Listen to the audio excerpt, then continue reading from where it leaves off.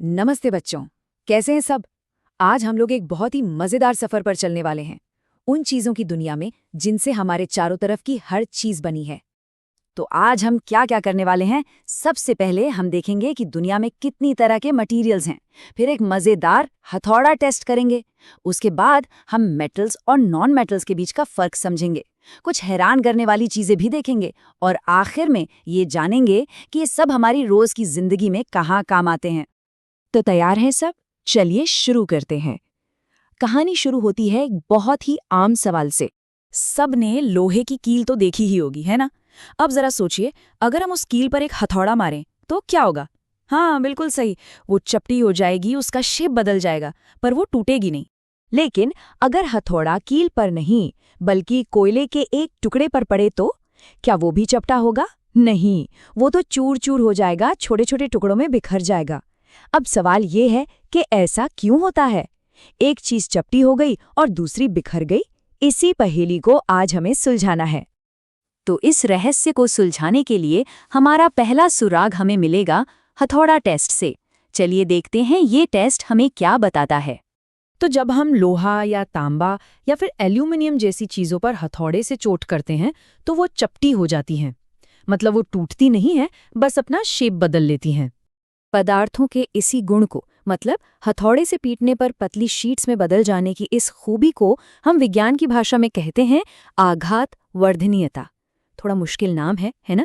पर इसका मतलब बहुत आसान है, आघात सहने की क्षमता। और ये है हमारा पहला बड़ा सुराग।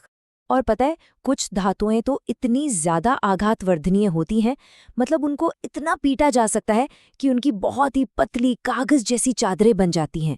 जैसे मिठाइयों के ऊपर वो चांदी का वर्क लगा होता है ना, या फिर सोने के इतने सुंदर सुंदर गहने बनते हैं। ये सब इसी गुण की वजह से मुमकिन है।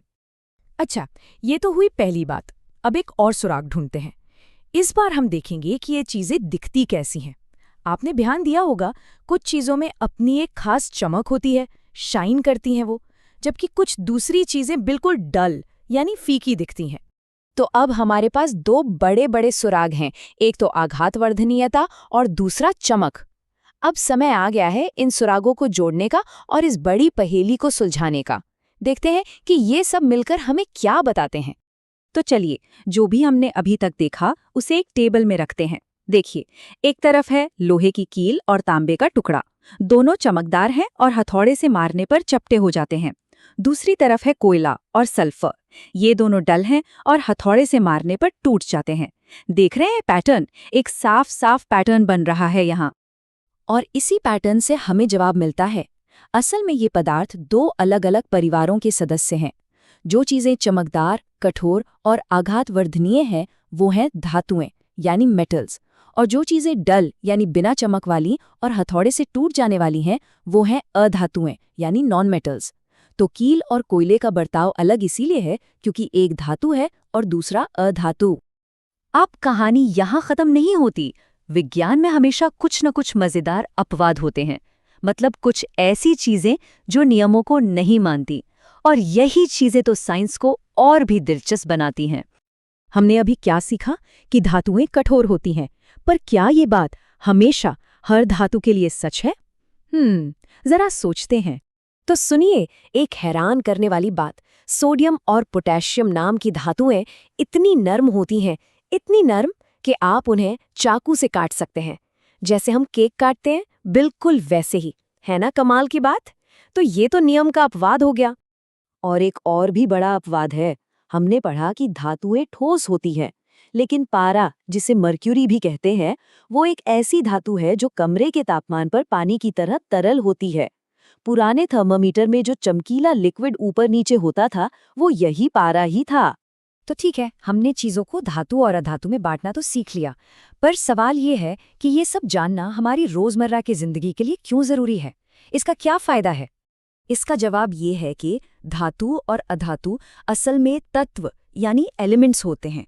तत्व मतलब वो सबसे बेसिक चीजें जिनसे मिलकर दुनिया की हर चीज बनी है। जैसे घर ईंटों से बनता है, वैसे ही सारी चीजें इन तत्वों से बनती हैं। चलिए कुछ अधातुओं को देखते हैं जो हमारे लिए बहुत जरूरी हैं। जैसे नाइट्रोजन, ये पौधों को बढ़ने में मदद करती है। क्लोरीन, हमारे पीने के पानी को साफ करती है।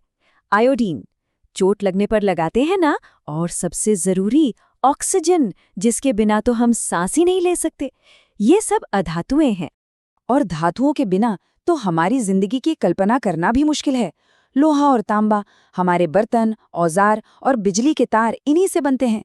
एल्यूमीनियम, जिससे खाने की पैकिंग होती है, और टाइटेनियम और जिरकोनियम जैसी हाईटेक धातुएं तो हवाई जहाज और रॉकेट बनाने तक में काम आती हैं। तो चलिए फटाफट से दोहरा लेते हैं कि आज हमने क्या क्या सीखा।